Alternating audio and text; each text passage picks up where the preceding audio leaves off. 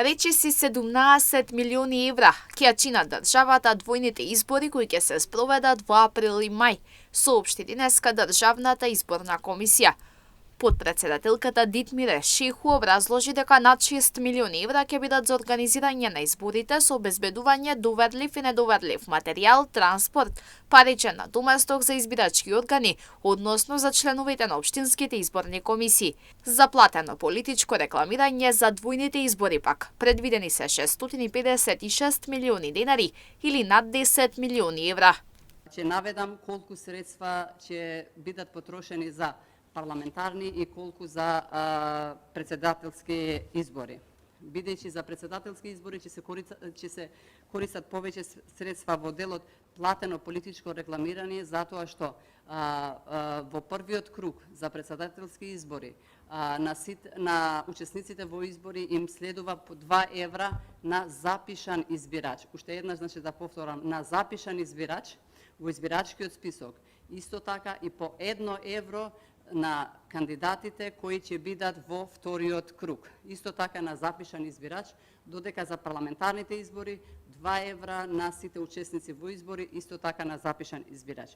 Значи, тука само да наведам дека од вкупните средства што ги баравме од Министерството за финансии, сите средства ни се дадени, само во делот ни недостасуваат средства во делот на платено политичко рекламирање.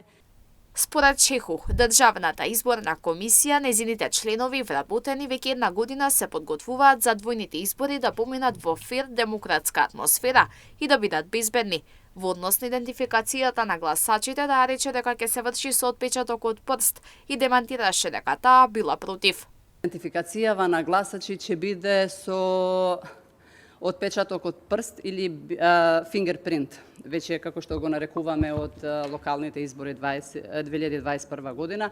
Некако почетно се чудев, бидејќи не ми беше јасно зошто ова прашање се постави сега, кога согласно изборниот законник е наведено стриктно како ќе биде идентификацијата на гласачи, значи идентификацијата на гласачи е со биометриска, значи со отпечаток од прст, што се усвои уште што беше ставен во законот уште 2020 година.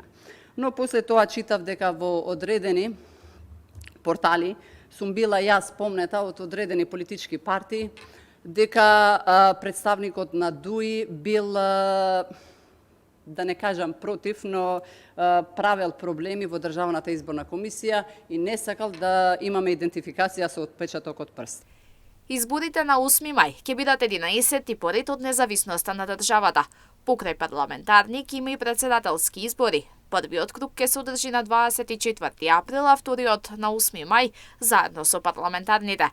Председателските ќе бидат 7 поред, на кои граѓаните непосредно со гласање ќе го изберат идниот шеф на државата.